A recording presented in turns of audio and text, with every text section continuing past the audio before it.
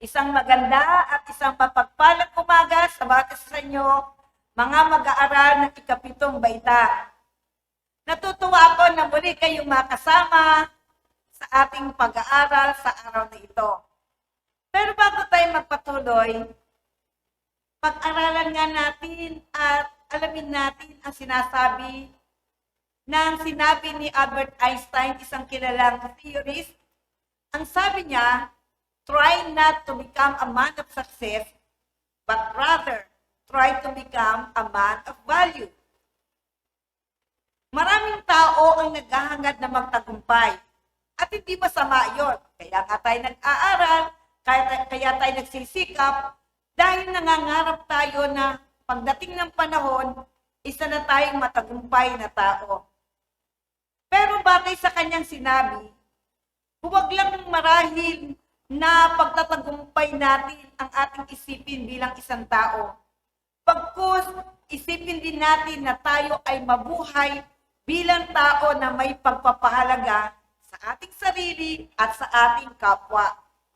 Napakalaking bagay na tayo ay mayroong pinapahalagahan. Marahil ang bawat isa sa inyo ay may mga iniisip na mahalaga sa kanilang mga buhay. At dahil diyan tayo tatakbo sa ating pag-aaral sa unang bahagi ng ating aralin sa araw na ito. Tara, magbalik-aral tayo. Noong nakaraang 2 linggo, sa tulong at pagtuturo ni Binibining Arian Nakawili, pinag-aralan natin ang tungkol sa aralin siyang kaugnayan ng pagpapahalaga at virtud. Itinuro niya sa atin ang tungkol sa virtud o virtue sa English at gayon din ang pagpapahalaga o values sa salitang Ingles. Gayon din, itinuro niya sa atin ng dalawang uri ng virtud. Ang intellectual na virtud at ang moral na virtud. Itinuro din sa atin ni Ma'am Nakawili ang tungkol sa pagpapahalaga, yung dalawang uri ng pagpapahalaga. Marahil natatandaan nyo to, no? Ganap na pagpapahalagang moral o absolute moral values. Gayon din ang pagpapahalagang kultural na panggawi o cultural behavioral values. Yan ay mga naituro niya sa atin sa mga nakaraang linggo. At umaasa ako na hindi lang ito napakinggan na bata sa inyo, kundi sinisikap nating maisapamuhay yung bawat natutunan natin mula sa Kanya. Ngayong araw na ito, pag-aaralan natin ang aralin 10, ang hierarkiya ng pagpapahalaga. Pero mga anak, bago nga tayo magpatuloy, maaari bang tiyakin ninyo na nasa tabi ninyo ang inyong mga ballpen at ESP notebook? Dahil mamaya meron kayong isusulat upang magabayan kayo sa ating mga gagawin maging sa araw ng bukas. Okay, nasa tabi nyo na? Sige, magpatuloy tayo. Aralin 10, hierarkiya ng pagpapahalaga. Yung hierarkiya sa Ingles ay hierarchy. Iyan ay may kinalaman sa paghahanay tungkol sa mga tao, sa organization, sa mga bagay-bagay. Yung hierarkiya ay level o kategorya mula sa pinakamataas hanggang pinakamababa o sa usapin ng pinakamahalaga o mahalaga. Yan ang ating tatalakayin sa araw na ito. Kaugnay niyan, tingnan natin ano ba yung malalaman natin o alamin natin ano ba yung matututunan natin pagkatapos ng gawain na ito o ng aralin 10. Ang sabi diyan, natutukoy ang iba't ibang antas ng pagpapahalaga o values at ang mga halimbawa ng mga ito. Pangalawa, nakagagawa ng hagdan ng sariling pagpapahalagang batay sa hierarkiya ng pagpapahalaga ni Max Keller. Ano yung mga level? Yung mga hagdan na sinasabi niya, mga anak, ay yung level ng pagpapahalaga batay doon sa sinulat ni Max Keller na hierarkiya ng pagpapahalaga. Maiisip natin ang mga iyon. Pero bago sa pagpapatuloy natin, subukin natin na sagutin ang ilang mga tanong nang sa gayon matayan natin ano pa yung mga kakailanganin nating matutunan o maari alam nyo na to. 5 bilang lamang ito, pipiliin natin ang letra ng pinakaangkop na sagot at mga anak, gaya ng sabi ko kanina, gagawin ito sa ating notebook. So, mag-ready kayo ng ballpen at isulat ninyo sa bawat bilang ang sa tingin ninyo yung pinakaangkop na sagot. Letra na lamang mga anak. Handa ka na kayo? Simulan natin. Number 1. Ang blank o ang patlang ay tumutukoy sa pagbibigay halaga sa mga bagay na tumutugon sa pangunahing pangangailangan ng tao at sa mga bagay na maituturing lamang na rangya o luho. Ulitin natin. Ang blank ay tumutukoy sa pagbibigay halaga sa mga bagay na tumutugon sa pangunahing pangangailangan ng tao at sa mga bagay na maituturing lamang na rangya o luho. Ito yung mga pagpipilian mga anak. A. Pambuhay na pagpapahalaga. B. Espiritual na pagpapahalaga. C. Pandamdam na pagpapahalaga. At D. Banal na pagpapahalaga. Okay? Naisulat niyo na yung sagot ninyo? Tingnan nga natin kung tama ang sagot niya mga anak. A. Pambuhay na pagpapahalaga. Try natin. Subukan natin ang bilang 2. Ang pagpapaunlad ng kaalaman, karunungan, na siyang gawain ng ating isip ay makakamit sa pamamagitan ng paghubog ng intelektual na virtud, espiritual na virtud, moral na virtud, social na virtud. Ulitin natin mga anak. Ang pagpapaunlad ng kaalaman, karunungan, na siyang gawain ng ating isip ay makakamit sa pamamagitan ng paghubog ng intelektual na virtud, espiritual na virtud, letter C, moral na virtud, letter D, social na virtud.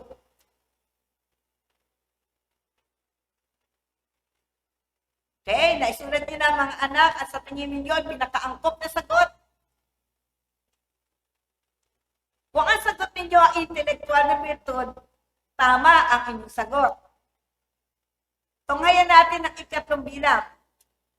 Ang mga sumusunod ay mga uri ng espiritual na pagpapahalaga o spiritual values ayon kay Max Keller. Maliban sa A. Pagpapahalaga sa katarungan. B. Pagpapahalagang pangkagandahan. C.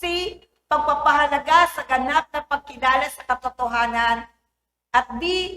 Pagpapahalaga sa katiwasayan ng damdamin at isipan. Ulitin natin.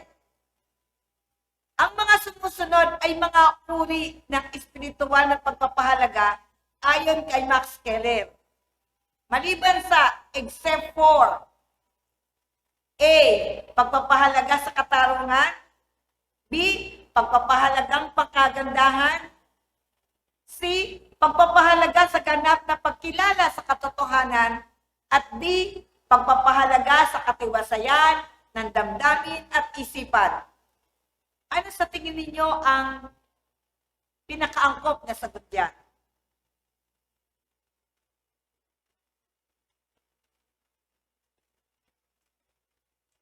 Letter D. Ang lahat na yon ay nabanggit na mga uri ng espiritual na pagpapahalaga maliban sa letrang D o yung pagpapahalaga sa katiwasayan ng damdamin at isipan. Dako tayo ngayon sa 4 na bilang. Ito mga anak medyo mahaba, no? Ang pera ay nakapagbibigay ng saya sa tao. Ngunit maraming tao na marami ng pera, ngunit naghahanap pa rin ng ibang bagay na makapagpapasaya sa kanila. Ulitin natin. Ang pera ay nakapagbibigay ng saya sa tao. Diba? Ngunit maraming tao na maraming pera na, ngunit naghahanap pa rin ng ibang bagay na mas makapagpapasaya sa kanila. Sa paglipas ng panahon, mahihinuhan nila na ang pagkakaroon ng buong pamilya at mga tapat na kaibigan pala ang tunay na makapagpapasaya sa kanila. Maraming tao yung gusto nila marami silang pera pero hindi pa rin sila masaya. Tapos na-realize nila yung pagkakaroon pala ng buong pamilya at tapat na mga kaibigan ang tunay na makapagpapasaya sa kanila. Ang halimbawang ito ay patunay sa anong katangian ng mataas na antas na pagpapahalaga. Ang halimbawang ito ay patunay sa anong katangian, mga anak, ng mataas na antas ng pagpapahalaga. A. Habang tumatagal ang halaga, mas tumataas ang antas nito. Habang tumatagal ang halaga o pagpapahalaga, mas tumataas ang antas na to. Letter B. Mataas ang antas ng pagpapahalaga kung ito ay lumilikha ng iba pang mga pagpapahalaga. Letter B. Mataas ang antas ng pagpapahalaga kung ito ay lumilikha ng iba pang mga mahalaga o mga pagpapahalaga. Letter C. Mas malalim ang kasiyahan na nadama sa pagkamit ng pagpapahalaga, mas mataas ang antas nito. Mas malalim ang kasiyahan na nadama sa pagkamit ng pagpapahalaga, mas mataas ang antas nito. At letter D, mas mahirap mabawasan ang kalidad ng pagpapahalaga kahit na dumarami ang nagtataglay nito. Mas mataas ang antas nito. Ano sa tingin ninyo ang pinakaakma o pinakaangkop na sagot sa bilang 4? Sa halimbawang iyan. Tingnan natin kung tama ang inyong sagot. Letter C. Mas malalim ang kasiyahan na nadama sa pagkamit ng pagpapahalaga, mas mataas ang antas nito. Yan isa sa mga katangian, anak, ng mataas na hierarkiya ng pagpapahalaga. Ikalimang bilang, tinawag na Ordo Amoris o Order of the Heart ang hierarkiya ng pagpapahalaga dahil A. Ang puso ng tao ang unang dapat na pairanin sa pamimili ng pahalagahan at hindi kailanman ng isip. Letter B. Ang puso ng tao ay kayang magbigay ng kanyang sariling katwiran na maaaring hindi mauunawaan ng isip. Letter C. Ang puso ng tao ang may kakayahang magpahalaga sa mga bagay na tunay na makabuluhan, samantalang ang isip ay nagpapahalaga lamang sa mga bagay na panandalian. At letter D, lahat ng nabanggit. Ulitin natin mga anak para inyong pang mapag-isipan na inyong isasagot. Tinawag na Ordo Amoris o Order of the Heart ang hierarkiya ng pagpapahalaga dahil A. Ang puso ng tao ang unang dapat na pairalin sa pamimili ng pahalagahan at hindi kailanman ng isip. B. Ang puso ng tao ay kayang magbigay ng kanyang sariling katwiran na maaaring hindi mauunawaan ng isip. Letter C. Ang puso ng tao ay may kakayahang magpahalaga sa mga bagay na tunay na makabuluhan, samantalang ang isip ay nagpapahalaga lamang sa mga bagay na panandalian. At letter D, lahat ng nabanggit.